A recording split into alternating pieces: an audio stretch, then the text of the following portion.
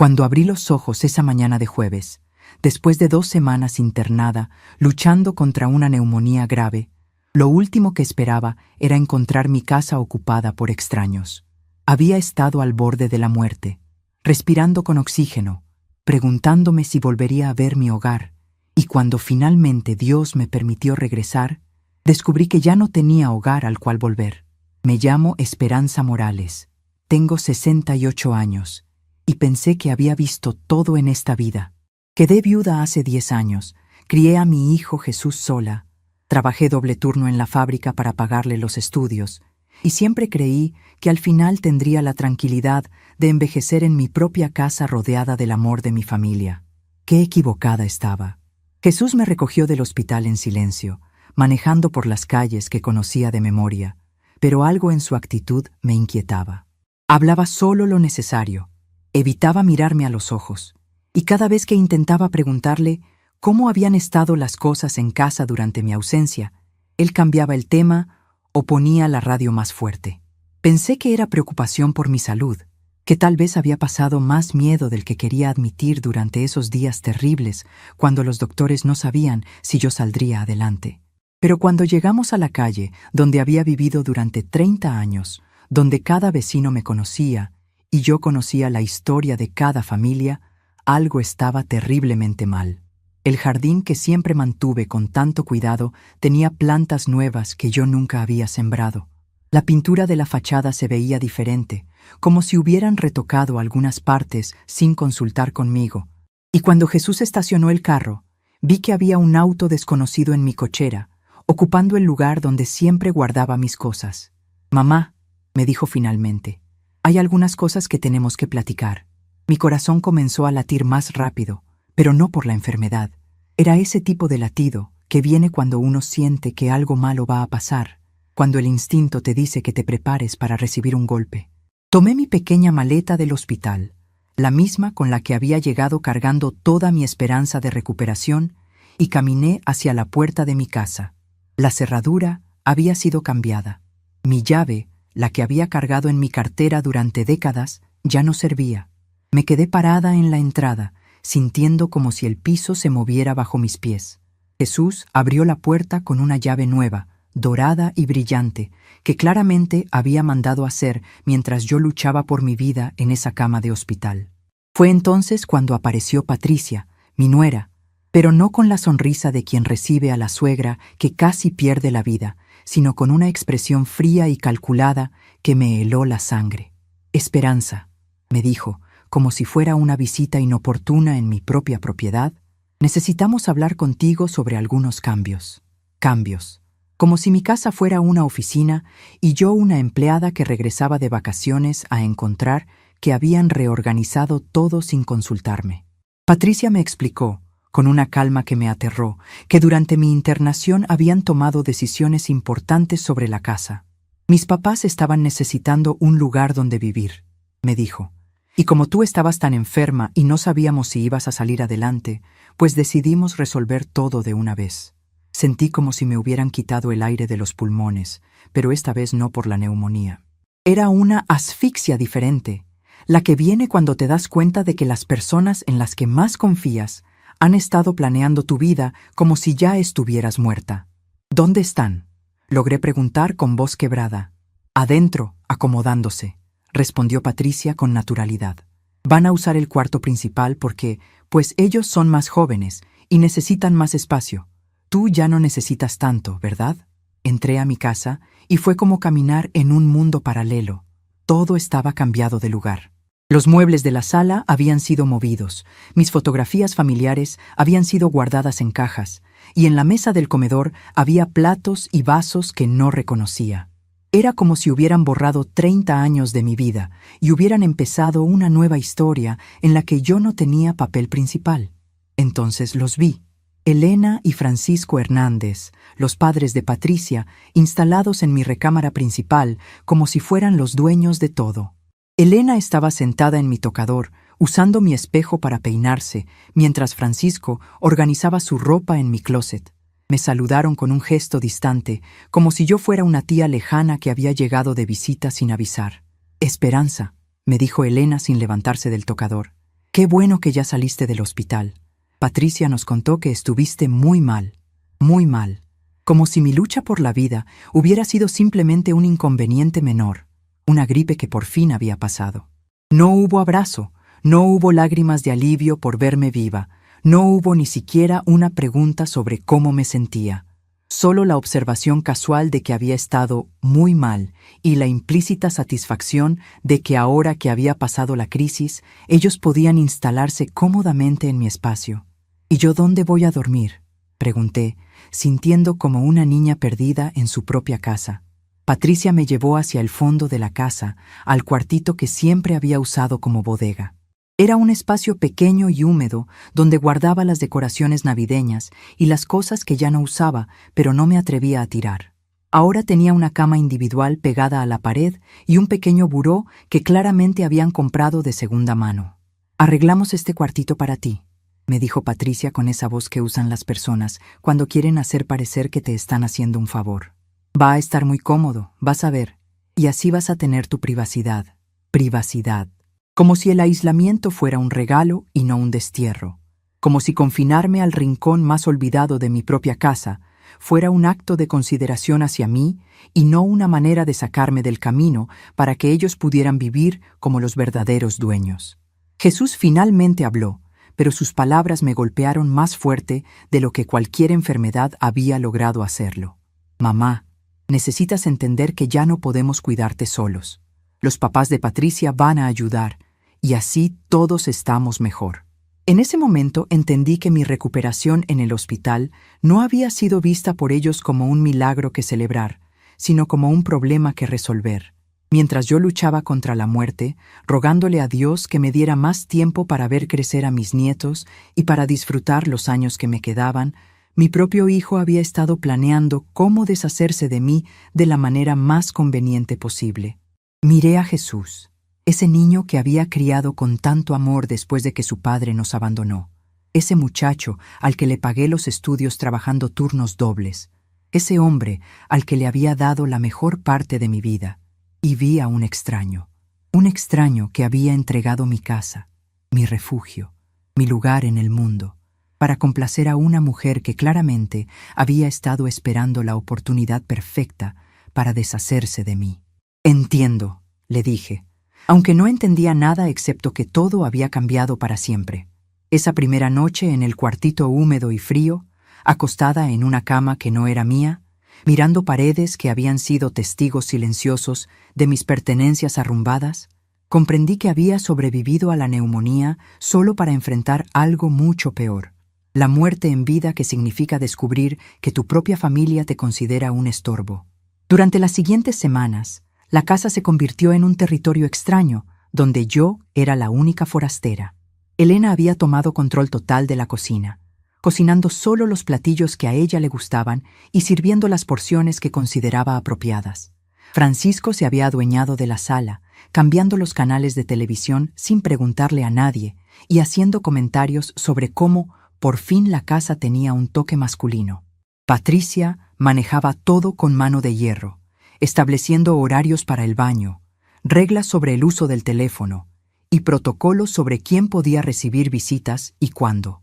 Cuando intenté llamar a mi comadre Rosa para contarle lo que estaba pasando, Patricia me interceptó diciendo que necesitábamos moderar los gastos de la casa ahora que éramos más personas.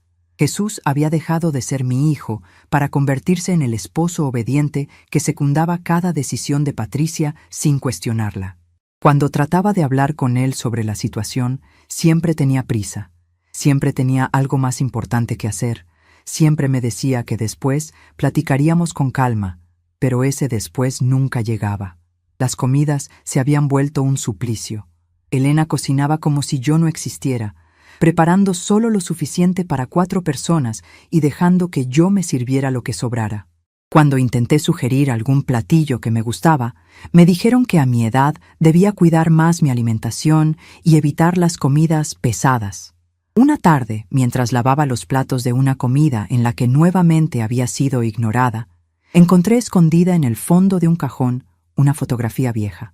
Era de cuando Jesús tenía 8 años, el día que me regaló un collar de macarrones que había hecho en la escuela para el Día de las Madres. En la foto, él me abraza con esa sonrisa inmensa de niño feliz, y yo lo abrazo de vuelta con todo el amor del mundo brillando en mis ojos. Sostuve esa fotografía con manos temblorosas y lloré como no había llorado desde el día que mi esposo se fue. Como ese niño que me había prometido cuidarme siempre se había convertido en este hombre que me había entregado como un mueble viejo a personas que ni siquiera me conocían. Pero mientras lloraba en silencio en esa cocina que ya no se sentía mía, algo comenzó a cambiar dentro de mí. Era como si todas las lágrimas que había guardado durante semanas de humillaciones estuvieran lavando algo más que tristeza.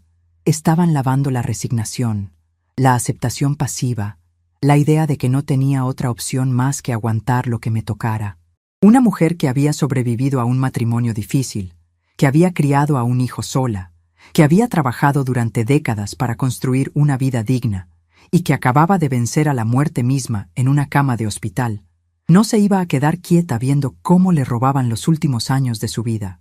Esa noche, acostada en el cuartito donde me habían confinado, tomé una decisión que cambiaría todo. Ya no iba a ser la víctima silenciosa de la comodidad de otros. Ya no iba a fingir que estaba agradecida por las migajas de respeto que me aventaban cuando se acordaban de que yo existía. Había algo que Jesús, Patricia, Elena y Francisco no sabían. Algo que había mantenido en secreto durante años, no por desconfianza, sino porque nunca pensé que tendría que usarlo como arma de defensa propia.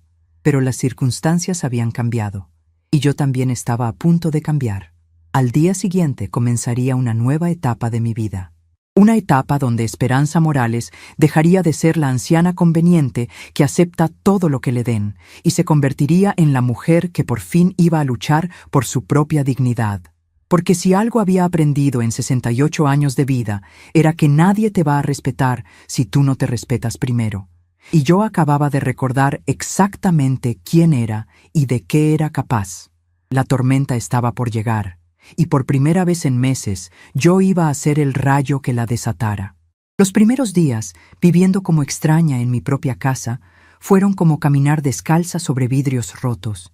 Cada mañana despertaba en ese cuartito húmedo, esperando que todo hubiera sido una pesadilla terrible, que mi enfermedad hubiera causado alucinaciones, y que al abrir los ojos encontraría mi recámara normal, mis cosas en su lugar, mi vida como la había dejado antes de ir al hospital. Pero no. Cada mañana la realidad me golpeaba de nuevo cuando escuchaba las voces de Elena y Francisco en mi cocina, planeando el día como si fueran los verdaderos dueños de todo. Elena había establecido una rutina muy clara. Ella se levantaba primera, preparaba café solo para ella y Francisco y después anunciaba qué iba a cocinar para el desayuno. Nunca me preguntaba si me gustaba lo que había decidido hacer. Nunca consideraba si yo tenía alguna preferencia o alguna restricción por mi reciente enfermedad. Francisco se había adueñado completamente de la sala. Cada mañana, después de desayunar, se instalaba en mi sillón favorito con el periódico y la televisión, cambiando los canales sin preguntarle a nadie qué querían ver. Había movido todos mis adornos, mis fotografías familiares, mis recuerdos de una vida entera, y los había reemplazado con sus cosas, revistas de deportes, ceniceros, aunque yo siempre había prohibido fumar en mi casa, y una imagen de un santo que yo no conocía. Patricia controlaba todo con una eficiencia militar que me daba escalofríos. Había hecho una lista de reglas pegada en el refrigerador, horarios para usar el baño, días específicos para lavar ropa, restricciones sobre las visitas y límites en el uso del teléfono. Cuando le pregunté por qué necesitábamos todas esas reglas, me dijo que era para que la convivencia fuera más armoniosa, como si yo fuera la única persona causando problemas. Jesús había dejado de ser mi hijo para convertirse en un fantasma que aparecía solo para comer y dormir. Llegaba del trabajo, saludaba a Elena y Francisco con más cariño del que me había mostrado a mí en semanas, cenaba lo que Patricia le servía y después se encerraba en su recámara a ver televisión con su esposa. Los pocos momentos en que intentaba hablar con él, siempre tenía una excusa. Estaba cansado, tenía trabajo que terminar. Patricia necesitaba su ayuda con algo urgente. Una tarde, mientras lavaba los trastes de una comida en la que nuevamente había comido las sobras, mi comadre Rosa vino a visitarme. Hacía días que no venía porque Patricia le había dicho que yo estaba descansando. y que era mejor no molestarme. Cuando Rosa vio cómo estaba viviendo, se quedó completamente callada por unos minutos, y después me dijo algo que se me quedó grabado para siempre. Esperanza, esto no es vida, esto es supervivencia. Rosa tenía razón. Ya no estaba viviendo, solo estaba sobreviviendo día a día en un lugar que había sido mi hogar, pero que ahora se sentía como una prisión cómoda. Dormía cuando me dejaban, comía lo que me daban, hablaba cuando me preguntaban algo, y el resto del tiempo me hacía invisible para no causar problemas. Pero las noches eran lo peor. En la oscuridad de ese cuartito, mi mente se llenaba de recuerdos que me quebraban el corazón pedazo por pedazo. Recordaba cuando Jesús era pequeño y dormía conmigo en mi cama cuando tenía pesadillas. Recordaba cómo me abrazaba cuando llegaba del trabajo y me decía, «Mamá, te extrañé mucho». Recordaba las promesas que me hacía. «Cuando sea grande voy a cuidarte siempre, mamá. Nunca voy a dejar que te pase nada malo». ¿Dónde había quedado ese niño? ¿En qué momento se había convertido en este hombre que podía verme sufrir sin que le temblara el pulso? ¿Cómo había logrado Patricia convencerlo de que yo era un estorbo en lugar de su madre?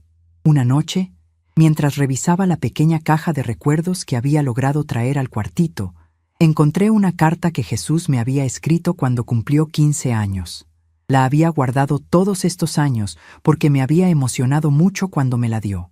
Decía, «Mamá querida, gracias por todo lo que has hecho por mí. Sé que has trabajado muy duro para darme todo lo que necesito, y quiero que sepas que cuando sea grande voy a trabajar igual de duro para darte todo lo que te mereces.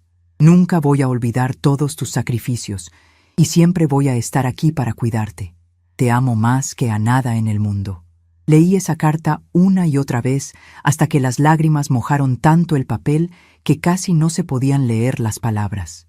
Me quedé despierta toda la noche pensando en todos los sacrificios que había hecho por él, todos los sueños que había abandonado, todas las oportunidades que había dejado pasar para darle la mejor vida posible. Recordé cuando tenía 5 años y se enfermó de bronquitis. Yo trabajaba en una fábrica de día y limpiaba oficinas de noche para poder pagar los medicamentos. Durante una semana entera no dormí más de 2 horas seguidas, cuidándolo, llevándolo al doctor, asegurándome de que tomara sus medicinas a tiempo. Cuando finalmente se recuperó, me dijo, «Mamá, eres la mejor doctora del mundo». Recordé cuando cumplió 12 años y todos sus amigos iban a tener fiesta con payasos y pasteles enormes. Yo no tenía dinero para una fiesta así, pero trabajé turnos extra durante un mes para poder comprarle una bicicleta usada que había visto en una tienda de segunda mano. La pinté de azul porque era su color favorito y le puse cintas nuevas en el manubrio. Cuando se la di, lloró de felicidad y me abrazó durante 10 minutos seguidos diciéndome, «Es la bicicleta más bonita del mundo, mamá». Recordé cuando se graduó de la preparatoria. Yo había ahorrado durante 3 años para poder comprarle un traje nuevo para la ceremonia. El día de su graduación, cuando lo vi caminar por el escenario para recibir su diploma, lloré de orgullo. Después, cuando llegamos a casa, me dijo, «Mamá, todo esto es gracias a ti. Sin ti yo no habría llegado hasta aquí». Recordé cuando conoció a Patricia. Al principio me cayó bien. Era educada, parecía quererlo mucho, y Jesús se veía feliz con ella. Cuando me dijeron que se iban a casar, yo estaba emocionada porque pensé que por fin iba a tener la familia grande que siempre había soñado. Pensé que Patricia iba a ser como la hija que nunca tuve, que íbamos a cocinar juntas, que íbamos a cuidar juntas a los nietos que esperaba que tuvieran pronto. Pero desde el principio, Patricia había tenido una actitud extraña conmigo. Nunca era grosera abiertamente, pero había una frialdad en su trato que me hacía sentir incómoda.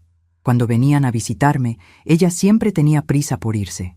Cuando yo les cocinaba, ella siempre tenía comentarios sobre cómo la comida estaba muy salada o muy picante. Cuando intentaba platicar con ella sobre cosas de mujeres, siempre me cortaba la conversación diciendo que tenía cosas que hacer. Con el tiempo, las visitas se volvieron menos frecuentes.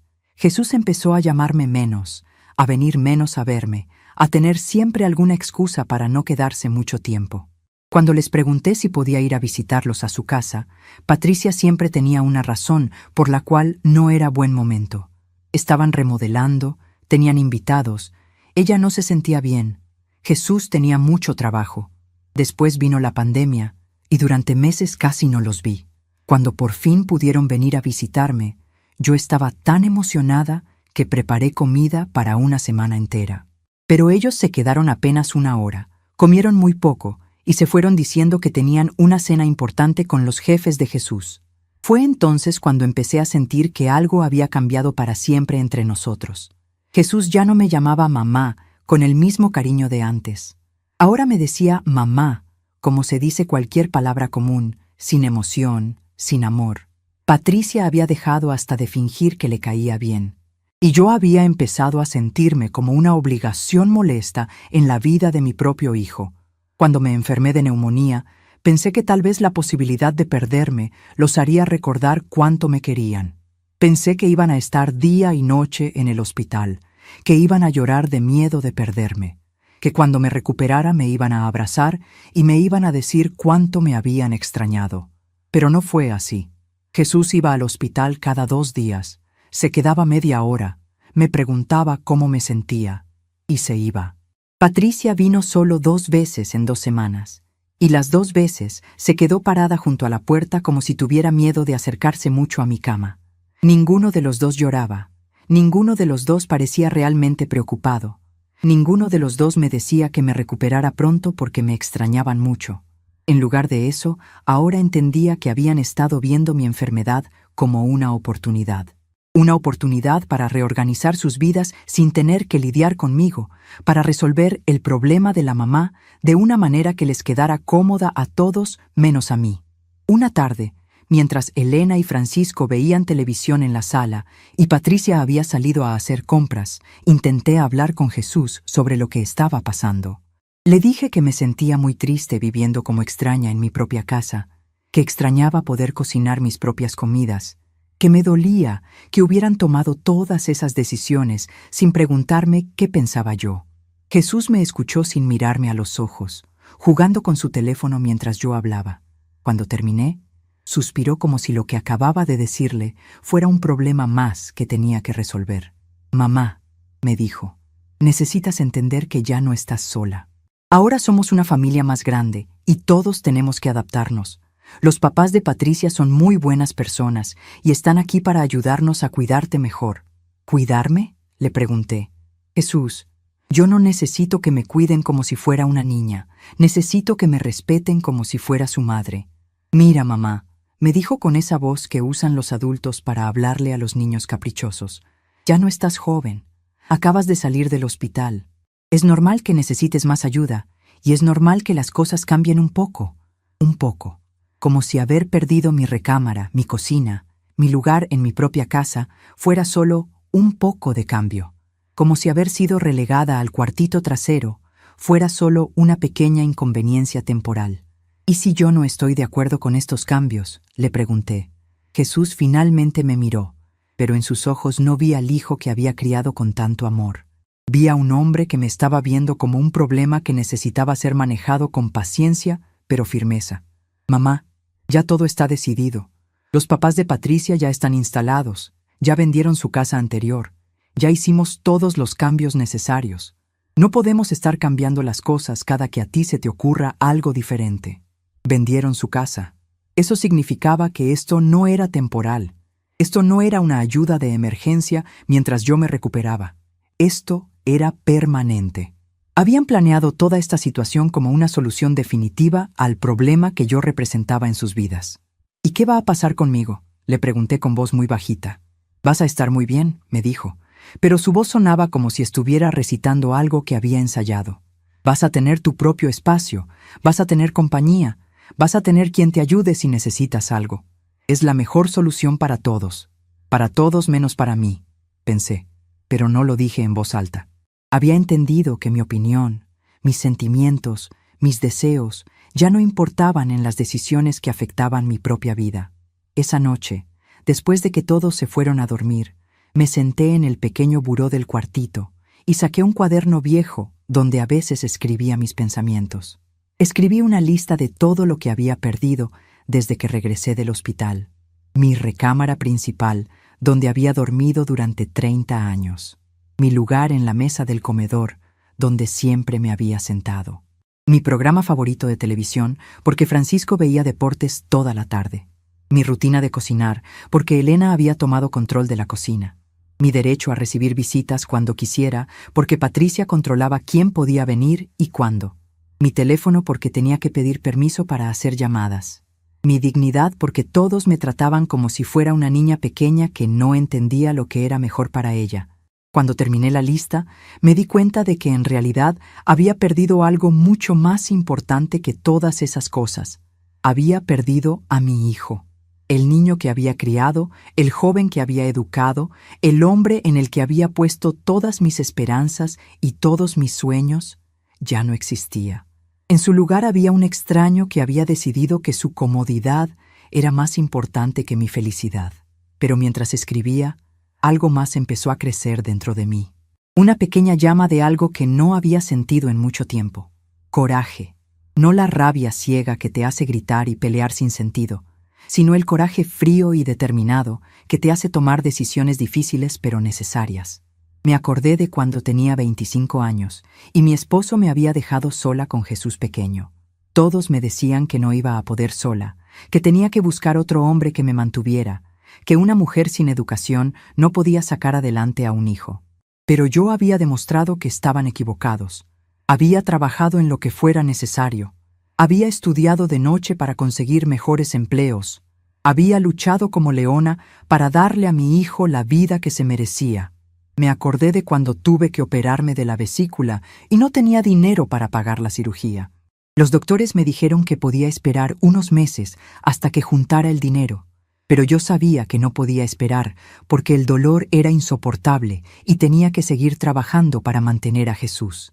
Vendí las joyas que me había dejado mi madre, empeñé todo lo que tenía valor y conseguí el dinero para la operación. Me recuperé rápido porque no tenía tiempo para estar enferma. Me acordé de cuando Jesús quería estudiar una carrera cara y yo trabajaba en una tienda ganando muy poco. En lugar de decirle que estudiara algo más barato, conseguí un segundo trabajo limpiando casas los fines de semana. Durante 4 años, trabajé 14 horas al día para poder pagarle los estudios. Nunca le dije que estaba cansada, nunca le dije que fuera demasiado sacrificio. Nunca lo hice sentir culpable por costar tanto dinero. Esa mujer fuerte que había luchado contra todo y contra todos para darle una buena vida a su hijo, seguía viviendo dentro de mí. Se había quedado callada durante estos años, porque pensé que ya había terminado su trabajo, que ya podía descansar y disfrutar del amor y la gratitud de la familia que había construido con tanto esfuerzo. Pero ahora entendía que su trabajo no había terminado. Ahora tenía que luchar una batalla diferente, la batalla por recuperar su propia dignidad y su propio lugar en el mundo. Al día siguiente, iba a empezar a recordarles a todos quién era Esperanza Morales. No la anciana conveniente que acepta todo lo que le den, sino la mujer que había construido esta casa con el sudor de su frente, que había criado a un hijo sola, que había vencido a la muerte en una cama de hospital. Y si ellos habían olvidado quién era yo, pues yo iba a tener mucho gusto en recordárselos. La mañana del lunes que cambiaría mi vida para siempre comenzó como cualquier otra. Elena se levantó temprano y se adueñó de la cocina, preparando café solo para ella y Francisco. El aroma llegó hasta mi cuartito, pero yo ya había aprendido que no estaba incluida en esa rutina matutina. Me quedé acostada unos minutos más, escuchando sus voces que discutían sobre qué programa de televisión ver después del desayuno, como si fueran los únicos habitantes de la casa. Cuando finalmente me levanté y fui a la cocina a prepararme un té, Elena me miró con esa expresión de fastidio que había perfeccionado durante las semanas que llevaba viviendo en mi casa. «Esperanza», me dijo mientras lavaba los platos que había usado para el desayuno de ella y Francisco. «Necesitamos hablar sobre algunas cosas». Me senté en la pequeña silla junto a la ventana, la única que quedaba libre después de que Francisco instalara su periódico y su taza de café en la mesa principal. «¿De qué quieres hablar, Elena?» «Pues mira», comenzó, secándose las manos con una toalla que yo había bordado años atrás. «Francisco y yo hemos estado notando que tienes algunas costumbres que no funcionan muy bien ahora que somos más personas en la casa». Costumbres. Como si mis 30 años viviendo en esta casa fueran simples costumbres que podían cambiarse para conveniencia de otros. ¿Qué tipo de costumbres?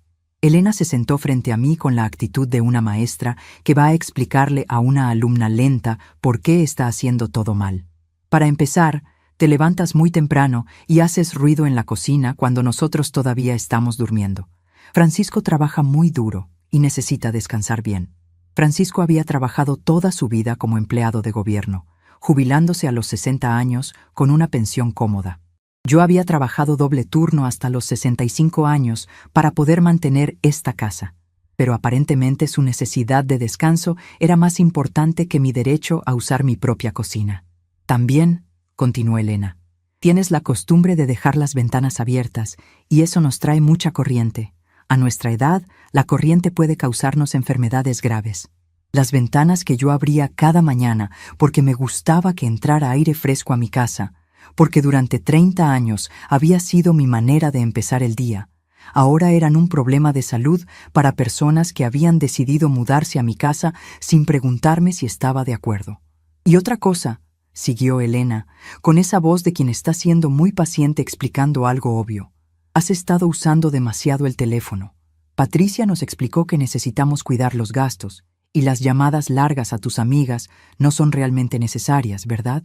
En ese momento, mientras Elena seguía hablando sobre mis costumbres inconvenientes, algo se rompió definitivamente dentro de mí. No fue una explosión de rabia, no fue un momento dramático de gritos y lágrimas. Fue algo mucho más profundo y más peligroso. Fue el momento exacto en que decidí que ya había tenido suficiente. Tienes razón, Elena, le dije con una calma que me sorprendió hasta a mí misma. Tienes toda la razón. Mis costumbres han sido muy inconvenientes. Elena sonrió, claramente satisfecha de que por fin hubiera entendido lo razonable de sus peticiones. Me da mucho gusto que lo veas así, Esperanza. Solo queremos que todos vivamos en armonía. Por supuesto, le dije, levantándome de la silla. Voy a cambiar muchas cosas a partir de hoy. Lo que Elena no sabía era que yo sí iba a cambiar muchas cosas, pero no las que ella esperaba. Esa misma tarde, mientras todos creían que yo estaba tomando mi siesta diaria en el cuartito, salí discretamente de la casa. Mi primera parada fue el banco donde había tenido mi cuenta durante más de 20 años.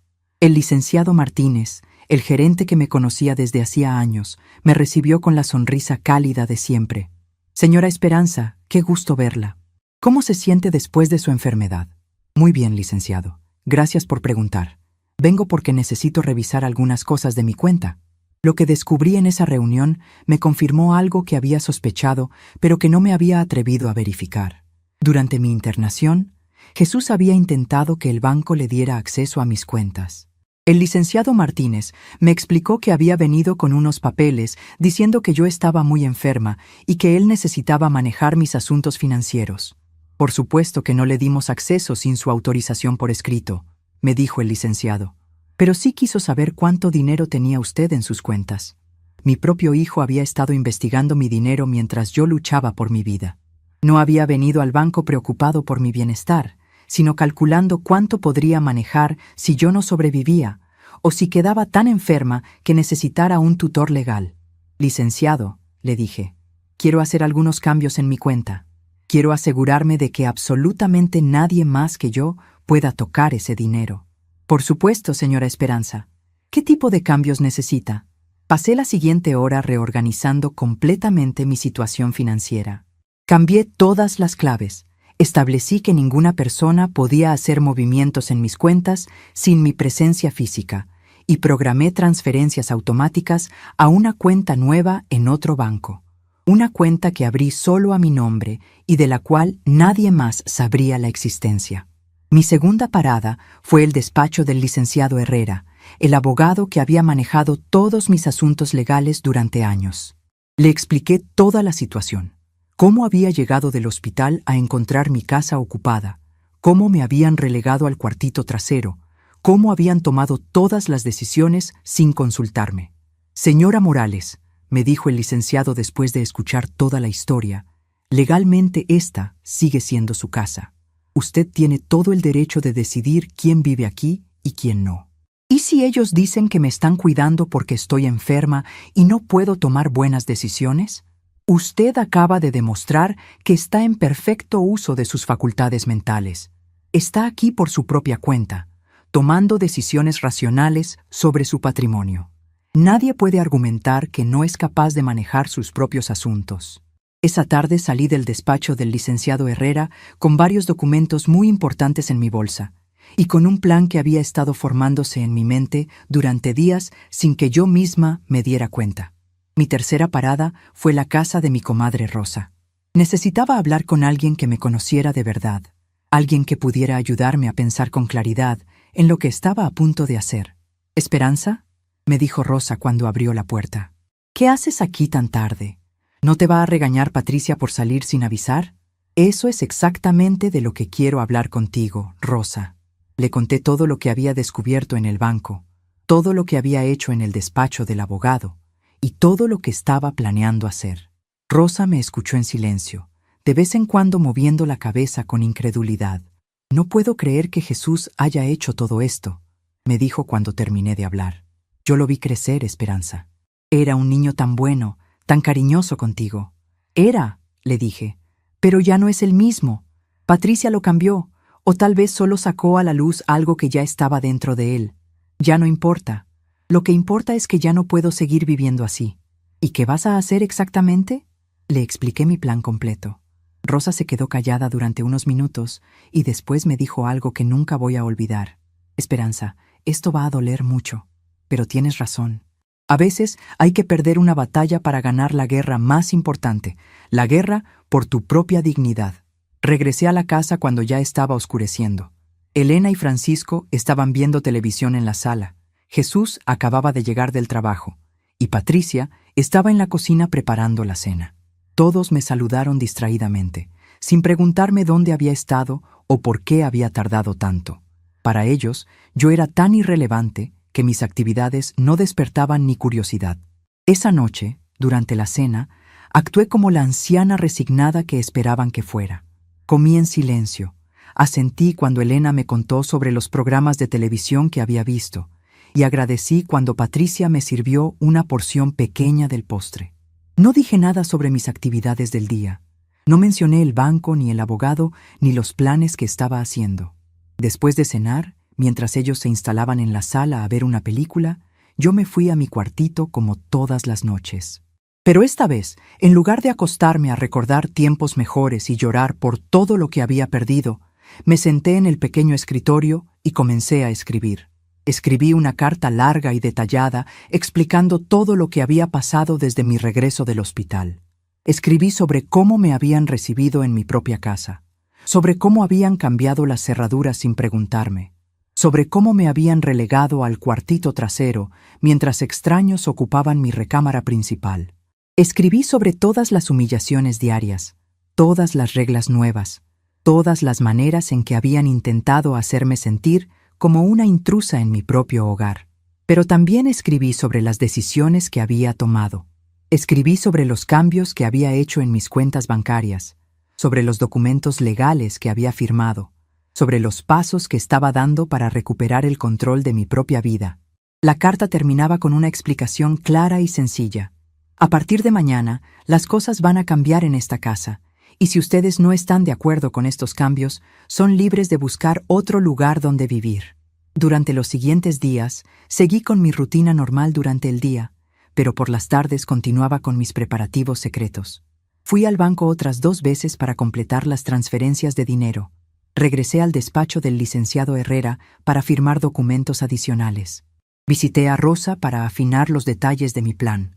También comencé a hacer algo que no había hecho en semanas, a sentirme como dueña de mi propia vida.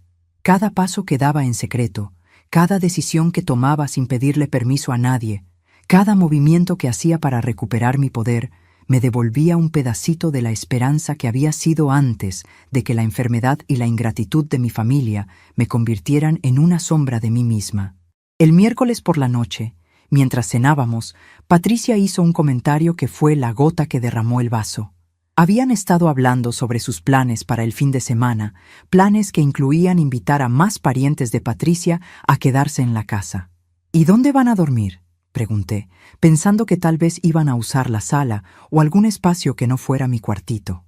«Pues pensamos que tú podrías quedarte en casa de alguna de tus amigas esos días. me dijo Patricia, como si estuviera haciendo el comentario más normal del mundo. Solo serían 2 noches, y así tendrían más espacio para acomodarse. Me querían sacar de mi propia casa para que sus invitados estuvieran más cómodos. Ni siquiera se les había ocurrido preguntarme si yo estaba de acuerdo. Simplemente habían decidido que yo era un mueble que podía moverse a conveniencia cuando estorbara. «Ya veo», les dije con la misma calma que había estado practicando durante días. Qué considerados de su parte pensar en la comodidad de sus invitados. Patricia sonrió, claramente satisfecha de que hubiera aceptado su propuesta tan fácilmente. «Sabía que ibas a entender, Esperanza. Siempre has sido muy razonable». Razonable. Esa palabra me siguió toda la noche. Había sido razonable cuando cambió las cerraduras. Había sido razonable cuando me mudó al cuartito trasero. Había sido razonable cuando estableció reglas sobre el uso de mi propio teléfono. Había sido razonable durante semanas mientras ellos convertían mi vida en una serie de humillaciones diarias. Pero ya no iba a ser más razonable. El jueves por la mañana, después de que Jesús se fue al trabajo y mientras Elena, Francisco y Patricia veían televisión en la sala, salí de la casa con una maleta pequeña. Les dije que iba a casa de Rosa para organizar lo de quedarme allí el fin de semana. Pero no fui a casa de Rosa. Fui al banco y retiré una cantidad considerable de dinero en efectivo. Fui a una compañía de mudanzas y contraté sus servicios para el día siguiente. Fui a un hotel pequeño pero limpio y reservé una habitación por una semana. Y después fui a la oficina de correos y envié varias cartas certificadas que iban a llegar a mi casa el viernes por la tarde. Esa noche regresé a la casa como si nada hubiera pasado. Cené con ellos, escuché sus conversaciones sobre los planes del fin de semana. Asentí cuando me recordaron que tenía que irme a casa de Rosa el viernes por la tarde. Y después me fui a mi cuartito por última vez. Esa noche no dormí nada. No por nervios ni por miedo, sino por emoción. Por primera vez en meses me sentía viva, me sentía poderosa, me sentía como la mujer que había sido antes de que ellos me convencieran de que era una carga, un problema, una inconveniencia. El viernes amaneció soleado y claro, como si hasta el clima supiera que iba a ser un día especial. Me levanté temprano, me bañé con cuidado, me puse mi vestido favorito y me peiné como no lo había hecho en semanas. Cuando Elena me vio en la cocina, me dijo que me veía muy bien arreglada para ir a casa de Rosa. Quería verme presentable, le dije. Uno nunca sabe a quién se va a encontrar. A las 3 de la tarde llegó el camión de mudanzas. Jesús todavía estaba en el trabajo, pero Elena, Francisco y Patricia salieron corriendo de la casa cuando escucharon el ruido del camión estacionándose frente a la casa. «¿Qué está pasando aquí?», preguntó Patricia con voz alarmada. «Van a recoger algunas cosas», les dije tranquilamente. «¿Qué cosas? ¿De quién?». En ese momento llegó el cartero con las cartas certificadas que había enviado el día anterior. Elena, Francisco y Patricia tuvieron que firmar de recibido antes de poder abrir los sobres. Mientras ellos leían las cartas, yo dirigía a los trabajadores de la mudanza hacia todas las cosas que quería que se llevaran. Las cartas explicaban todo muy claramente.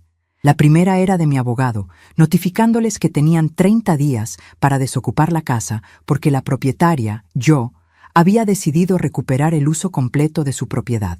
La segunda era del banco, confirmando que todos los servicios de la casa, luz, agua, gas, teléfono, estaban a mi nombre y que yo había solicitado la suspensión de todos estos servicios a partir del lunes siguiente. La tercera carta era mía, explicándoles que ya no estaba dispuesta a vivir como una extraña en mi propia casa, que había recuperado el control total de mi vida y mi patrimonio, y que ellos tenían una semana para tomar sus cosas y encontrar otro lugar donde vivir. «Esto es una locura», gritó Patricia cuando terminó de leer. «No puedes hacer esto. Somos familia». «Familia», repetí la palabra lentamente. «Patricia, la familia se basa en amor y respeto. Ustedes me han tratado como un estorbo durante semanas. Ahora van a experimentar lo que se siente ser tratado como un estorbo». Francisco había leído su carta 2 veces y estaba completamente pálido. «Esperanza, ¿dónde vamos a vivir? Nosotros ya vendimos nuestra casa». «Ese no es mi problema, Francisco. Ustedes tomaron esa decisión sin consultarme si estaba de acuerdo en que vinieran a vivir aquí. Ahora yo estoy tomando la decisión de que se vayan, y tampoco los estoy consultando. Elena había empezado a llorar. Pero nosotros no tenemos dinero para rentar otra casa. Nuestra pensión no alcanza para pagar renta. Entonces, tal vez debieron pensar en eso antes de mudarse a mi casa sin invitación y tratarme como si fuera una empleada doméstica en mi propio hogar. Los trabajadores de la mudanza habían terminado de sacar mis cosas más importantes: mi ropa, mis fotografías, algunos muebles que eran especialmente míos y todas las pertenencias personales que quería conservar. El resto de las cosas las dejaría en la casa, pero sin servicios de luz y agua. La casa no sería muy cómoda para vivir. ¿A dónde te vas a ir?, me preguntó Patricia, como si de repente le importara mi bienestar. A vivir mi vida, le dije. A un lugar donde pueda ser quien realmente soy, donde mis opiniones importen, donde no tenga que pedir permiso para usar mi propio teléfono. Cuando llegó Jesús del trabajo y vio el camión de mudanzas y a toda la familia parada en la banqueta leyendo cartas, su cara se puso blanca como papel. Corrió hacia mí con una expresión de pánico que no había visto en sus ojos desde que era un niño pequeño. «Mamá, ¿qué está pasando? ¿Qué significan todas estas cartas?» «Significa que por fin recordé quién soy, Jesús, y quién eres tú. Mamá, no puedes hacer esto. Somos tu familia. Te queremos». Por primera vez en meses, lo miré directamente a los ojos sin bajar la mirada, sin sentirme pequeña, sin sentirme culpable. Jesús, si me quisieras, no habrías cambiado las cerraduras de mi casa mientras yo estaba en el hospital. Si me quisieras, no me habrías metido al cuartito trasero como si fuera un perro viejo. Si me quisieras, no habrías intentado acceder a mis cuentas bancarias sin mi permiso. ¿Cómo sabes lo del banco? Sé muchas cosas, hijo. Sé que ya no eres el niño que crié, sé que ya no soy bienvenida en tu vida, y sé que es hora de que cada uno viva la vida que escogió. Subí al taxi que había llamado para que me llevara al hotel. Antes de cerrar la puerta, me volví para mirarlos por última vez. Patricia furiosa, Elena y Francisco llorando, y Jesús parado en medio de todos con la expresión de alguien que acaba de darse cuenta de que perdió algo muy valioso. «Tienen una semana», les grité desde la ventana del taxi. «Después de eso, van a tener que aprender a vivir sin la mujer que ustedes pensaron que podían tratar como quisieran». Mientras el taxi se alejaba de la casa donde había vivido durante 30 años, no sentí tristeza. Sentí algo que no había experimentado en meses: libertad. La guerra por mi dignidad acababa de comenzar, y por primera vez en mucho tiempo yo iba ganando. Mi primera noche en el hotel fue la primera noche en meses que dormí profundamente y sin pesadillas. Me desperté temprano, no porque alguien estuviera haciendo ruido en la cocina o porque tuviera que esconderme para no molestar a nadie, sino porque mi cuerpo había descansado de verdad y estaba listo para empezar un nuevo día. Me bañé con calma, desayuné en el restaurante del hotel sin prisa, y después me senté en la pequeña terraza de mi habitación a disfrutar mi café mientras planeaba los siguientes pasos de mi nueva vida. A las 10 de la mañana sonó mi teléfono celular. Era Jesús, y por el tono de su voz pude darme cuenta inmediatamente de que había pasado una noche terrible. «Mamá, necesitamos hablar urgentemente», me dijo sin siquiera saludarme. «Buenos días, Jesús. Yo estoy muy bien. Gracias por preguntar». «Mamá, por favor, esto es serio. No puedes hacer esto. Anoche cortaron la luz y el agua. Patricia no ha parado de llorar. Los papás de ella están desesperados. Necesitas regresar para que arreglemos todo esto». ¿Arreglar qué exactamente, Jesús? Todo este malentendido. Mira, sé que tal vez no manejamos bien las cosas cuando regresaste del hospital, pero podemos hablar, podemos llegar a un acuerdo. Malentendido. Como si haber sido expulsada de mi propia recámara, como si haber sido tratada como una empleada doméstica en mi propia casa, como si haber sido relegada al cuartito trasero hubiera sido simplemente un malentendido. Jesús, no hubo ningún malentendido. Todo se manejó exactamente como ustedes querían manejarlo. Ahora yo estoy manejando las cosas como yo quiero manejarlas. Mamá, por favor, sé razonable. Ahí estaba otra vez esa palabra. Razonable. Hijo, fui razonable durante semanas. Fui razonable cuando cambiaron las cerraduras de mi casa. Fui razonable cuando me quitaron mi recámara. Fui razonable cuando me prohibieron usar mi propio teléfono. Ahora es mi turno de no ser razonable. ¿Dónde estás? Voy a ir a buscarte para que platiquemos bien. Estoy donde necesito estar. Y no vamos a platicar. Ya platiqué suficiente durante los últimos meses y nadie me escuchó. Colgué el teléfono antes de que pudiera decir algo más. Durante la siguiente hora llamó 4 veces más. Después empezó a mandarme mensajes de texto. Después Patricia me llamó. Después Elena. Después Francisco. A todos les dije lo mismo. Tenían una semana para salir de mi casa y después de eso era problema de ellos encontrar dónde vivir. El lunes por la tarde, Rosa vino a visitarme al hotel. Había hablado con ella el domingo para contarle todo lo que había pasado y se había ofrecido a ir a ver qué estaba sucediendo en la casa. Esperanza, me dijo Rosa mientras tomábamos té en el pequeño restaurante del hotel. Tienes que ver cómo está tu casa. Es un desastre. ¿Qué tipo de desastre? Pues sin luz y sin agua se ve horrible. El jardín ya se está secando. Hay basura acumulada porque no pueden usar el triturador, y adentro está todo revuelto porque están tratando de organizarse con velas y agua embotellada. La imagen me causó una extraña mezcla de satisfacción y tristeza. Satisfacción porque por fin estaban experimentando lo que significaba no tener control sobre las condiciones básicas de su vida diaria. Tristeza porque esa casa había sido mi orgullo durante 30 años, y verla deteriorarse me dolía aunque fuera por una buena causa. ¿Y cómo están ellos? Elena y Francisco se ven muy mal. Están desesperados buscando dónde rentar, pero con su pensión no les alcanza para nada decente. Patricia está furiosa, pero también está asustada porque se está dando cuenta de que no tienen muchas opciones. ¿Y Jesús? Rosa hizo una pausa. Jesús se ve como si por fin hubiera entendido la gravedad de lo que hizo. ¿Qué quieres decir? Ayer me encontré con él en el supermercado. Estaba comprando agua embotellada y velas, y cuando me vio se puso a llorar. Me dijo que no sabía que tú tenías tanto dinero guardado, que no sabía que tenías tanto poder para cambiar las cosas tan rápido. Por supuesto que no lo sabía. Durante años había manejado mis asuntos financieros sin presumir, sin hacer alarde de lo que tenía o lo que podía hacer. Había vivido modestamente no porque no tuviera dinero, sino porque había aprendido a valorar la sencillez. Pero ahora que habían decidido tratarme como si fuera una carga económica, estaban descubriendo que la carga económica habían sido ellos. También me dijo, continuó Rosa, que Patricia lo está culpando a él de todo lo que pasó. Le dice que fue su idea traer a sus papás a vivir ahí, que él fue quien cambió las cerraduras, que él fue quien te metió al cuartito trasero. ¿Y qué le responde él?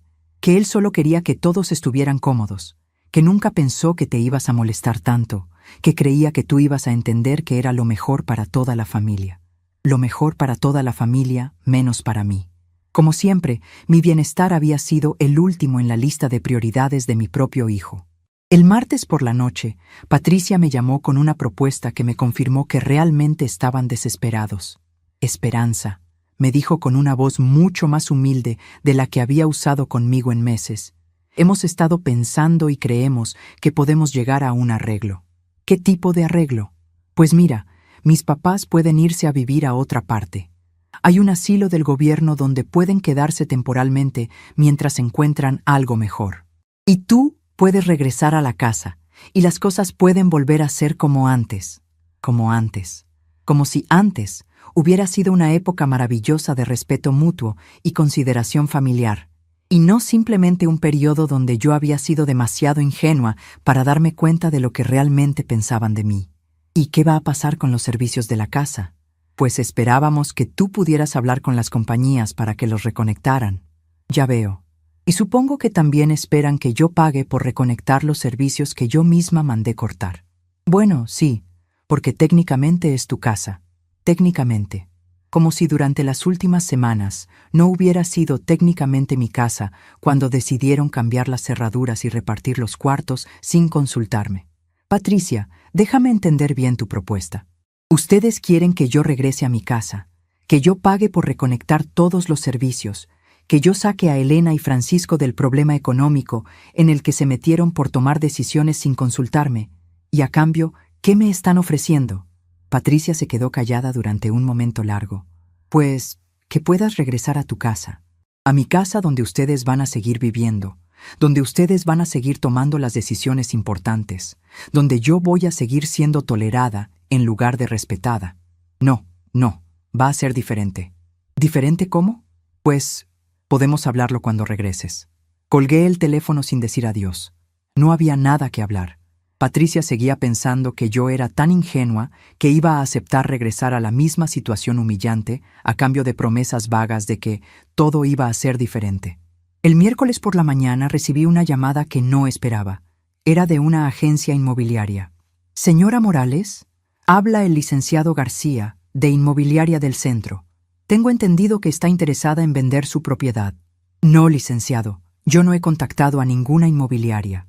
Ah, entonces debe haber sido su hijo. Ayer vino un joven preguntando sobre los precios de casas como la suya en su zona. Dijo que su mamá estaba pensando en vender. Jesús estaba investigando cuánto valía mi casa. Probablemente había pensado que si me convencía de venderla, él podría quedarse con parte del dinero para resolver el problema económico de Elena y Francisco, y tal vez mudarse a un lugar más pequeño donde yo cupiera mejor. Licenciado, mi casa no está en venta, y si mi hijo vuelve a contactarlo, por favor infórmele que él no tiene ninguna autoridad para negociar nada relacionado con mi propiedad. Por supuesto, señora. ¿Desea que le envíe una carta por escrito confirmando que no hay ningún mandato de venta? Sí, por favor. Y también quiero que me mande una evaluación actual de la propiedad. Esa tarde, cuando Rosa vino a visitarme otra vez, le conté sobre la llamada del agente inmobiliario. Esperanza, creo que necesitas saber algo más, me dijo Rosa con expresión preocupada. ¿Qué cosa? Ayer escuché a Patricia hablando por teléfono con alguien.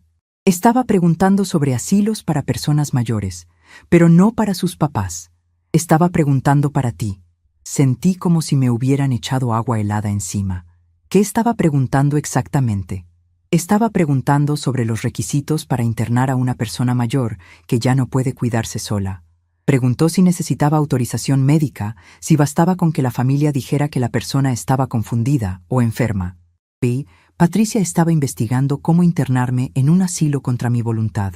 Probablemente había pensado que si lograba convencerme de regresar a la casa, después podía argumentar que mi comportamiento errático de la semana pasada demostraba que ya no estaba bien de mis facultades mentales. Rosa, necesito que me hagas un favor muy importante. Lo que necesites, Esperanza. Necesito que vayas con el doctor Ramírez y le pidas que me haga un examen completo de salud mental. Quiero un documento oficial que demuestre que estoy perfectamente bien de mis facultades. ¿Crees que van a tratar de hacer algo legal contra ti? Creo que van a tratar de hacer cualquier cosa que les permita recuperar el control de mi dinero y mi casa. Pero esta vez voy a estar preparada. El jueves por la mañana fui al consultorio del doctor Ramírez, quien había sido mi médico durante más de 15 años. Le expliqué toda la situación y le pedí que me hiciera todos los exámenes necesarios para demostrar que estaba en perfecto estado mental. Señora Esperanza, me dijo el doctor después de hacerme una serie de pruebas, usted está en excelente estado mental. De hecho, las decisiones que ha tomado durante la última semana demuestran un pensamiento claro, planificación estratégica y una capacidad de resolución de problemas que muchas personas de cualquier edad envidiarían. ¿Podría ponerlo por escrito, doctor? Por supuesto. Le voy a dar un certificado médico completo que confirme su estado de salud mental y física. Esa tarde, con el certificado médico en mi bolsa, me sentí más tranquila. Si Jesús y Patricia intentaban usar mi edad o mi reciente enfermedad para argumentar que no estaba capacitada para tomar mis propias decisiones, yo tenía documentos oficiales que demostraban lo contrario. El viernes por la noche, exactamente una semana después de que les había dado el ultimátum, mi teléfono sonó. Era Jesús otra vez, pero esta vez su voz sonaba completamente diferente. Sonaba derrotada, cansada, y por primera vez en meses, sonaba como si realmente estuviera arrepentido. «Mamá», me dijo, «los papás de Patricia se van mañana. Encontraron un lugar en un asilo del gobierno. No es muy bonito, pero es lo único que pueden pagar con su pensión». «Ya veo. Patricia está muy enojada conmigo. Dice que todo esto es mi culpa, que yo debía haberte consultado antes de traer a sus papás a vivir a la casa, que yo debí manejar mejor toda la situación. ¿Y qué opinas tú, Jesús? Hubo una pausa larga antes de que respondiera. Opino que tienes razón. Opino que cometí errores muy graves. Opino que te traté mal y que no hay excusa para lo que hice. Era la primera vez en meses que escuchaba a mi hijo admitir que había hecho algo malo. Era la primera vez que no intentaba justificar sus acciones o culpar a otros por las consecuencias. ¿Y ahora qué quieres hacer? Quiero pedirte perdón. Quiero pedirte que regreses a tu casa. Quiero que las cosas vuelvan a estar bien entre nosotros. Jesús, no puedes deshacer semanas de humillación con una disculpa. No puedes borrar el hecho de que cambiaste las cerraduras de mi casa mientras yo luchaba por mi vida en el hospital. No puedes pretender que nunca me trataste como si fuera un estorbo. Lo sé, mamá. Sé que no puedo deshacer lo que hice, pero quiero intentar arreglarlo. ¿Cómo? No lo sé. Dime tú qué tengo que hacer para que me perdones. Era una pregunta que había estado esperando durante semanas, pero ahora que la escuchaba, me di cuenta de que la respuesta era mucho más complicada de lo que había imaginado.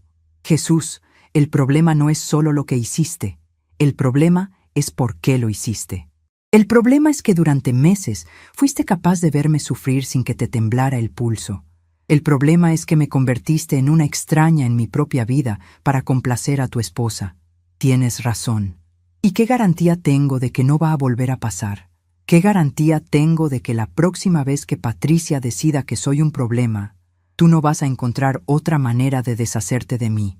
Jesús se quedó callado durante tanto tiempo que pensé que había colgado el teléfono. No puedo darte una garantía, me dijo finalmente. Solo puedo prometerte que aprendí la lección. Solo puedo prometerte que ahora entiendo lo que perdí. ¿Qué perdiste, Jesús? Perdí a mi mamá. Perdí a la mujer que me dio todo, que sacrificó todo por mí, que me amó incondicionalmente durante 42 años. Perdí a la persona más importante de mi vida por querer quedar bien con personas que ni siquiera me conocen de verdad. Empecé a llorar, pero no eran lágrimas de tristeza, eran lágrimas de alivio. Por fin mi hijo había entendido la magnitud de lo que había hecho. ¿Y Patricia qué opina de todo esto? Patricia está muy enojada.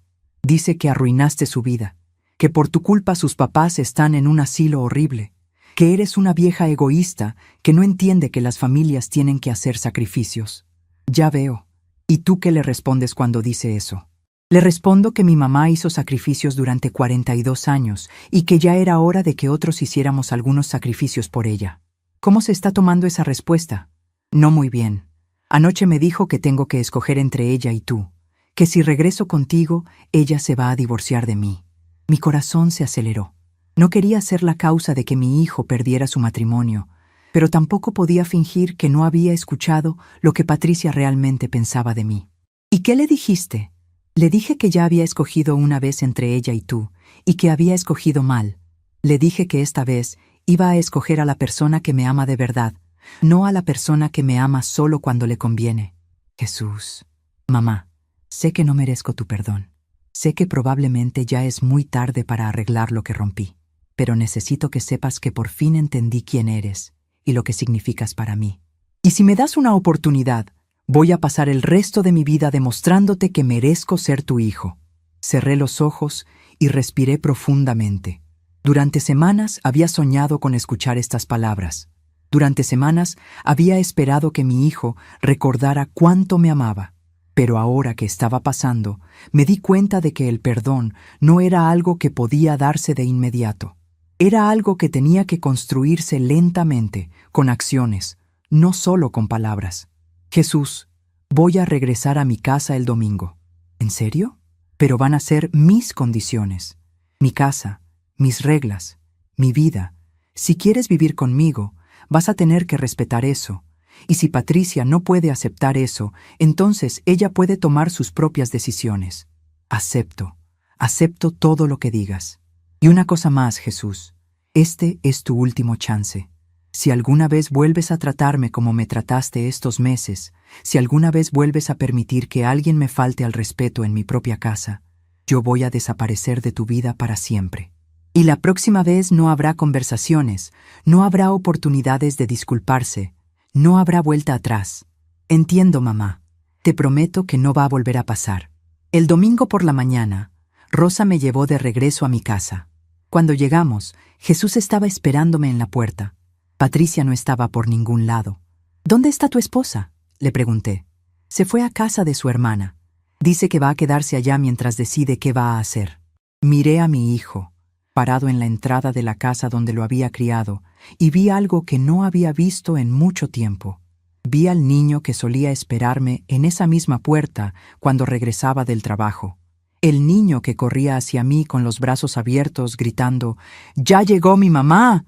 Pero también vi al hombre que había sido capaz de traicionarme cuando más vulnerable estaba. Y sabía que aunque lo perdonara, aunque le diera esta segunda oportunidad, nuestra relación nunca volvería a ser la misma. Algunas heridas sanan, pero siempre dejan cicatrices.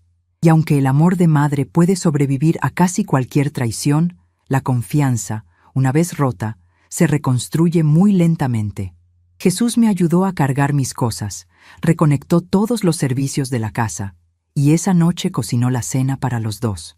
No hablamos mucho durante la comida, pero había una paz extraña entre nosotros, como si después de la tormenta, finalmente pudiéramos respirar tranquilos. Esa noche, acostada en mi propia cama, en mi propia recámara, en mi propia casa, reflexioné sobre todo lo que había pasado.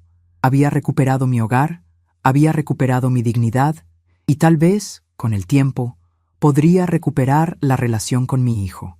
Pero había aprendido algo muy importante. Nunca más iba a depender emocionalmente de nadie para ser feliz. Nunca más iba a permitir que mi bienestar dependiera de la buena voluntad de otros. Había descubierto que era más fuerte de lo que pensaba, más independiente de lo que creía, y más valiosa de lo que me habían hecho sentir. Y si algo había aprendido de toda esta experiencia, era que a veces hay que perder todo para recordar exactamente lo que uno vale. 6 meses después de mi regreso, he aprendido a vivir con una tranquilidad que no conocía desde hace años. Cada mañana me despierto en mi propia cama, en mi propia recámara, con la certeza de que nadie va a tocar mis cosas, cambiar mis rutinas o tomar decisiones sobre mi vida sin consultarme. Es una sensación de libertad que creí que había perdido para siempre. Mi casa ha vuelto a ser verdaderamente mía. Jesús vive aquí, pero como huésped respetado, no como dueño. Cocino lo que quiero cocinar. Veo los programas de televisión que me gustan. Recibo a mis amigas cuando se me da la gana. Y lo más importante, hablo cuando quiero hablar y guardo silencio cuando prefiero no decir nada. Jesús se divorció de Patricia hace 3 meses. No fue una decisión fácil para él, y durante las primeras semanas después de que ella se fue definitivamente, lo vi llorar más de lo que había llorado desde que era niño. Pero también vi algo que no había visto en años. Vi a mi hijo redescubrir quién era cuando no tenía que complacer a alguien más. Patricia intentó regresar 2 veces. La primera vez vino con lágrimas, disculpas y promesas de que todo iba a ser diferente. La segunda vez vino con amenazas, acusaciones y la promesa de que iba a hacer todo lo posible para quitarle la casa a Jesús en el divorcio. En ambas ocasiones yo me mantuve en silencio y dejé que Jesús tomara sus propias decisiones. Él eligió el divorcio. Elena y Francisco siguen en el asilo del gobierno. Jesús va a visitarlos una vez al mes, no porque yo se lo pida, sino porque dice que es lo correcto. A veces me pregunta si quiero acompañarlo, y yo siempre le digo que no. No por rencor, sino porque he aprendido que no tengo obligación de mantener relaciones con personas que me trataron mal solo porque son familia política de mi hijo. Rosa viene a visitarme todas las semanas. Tomamos café en mi cocina, bordamos juntas en la sala y platicamos sobre nuestras vidas sin prisa, sin interrupciones, sin nadie que nos diga que estamos hablando demasiado fuerte o perdiendo el tiempo. A veces, cuando veo a Rosa riéndose de algo que le cuento, me doy cuenta de que había olvidado lo que se sentía tener conversaciones donde mi opinión realmente importaba.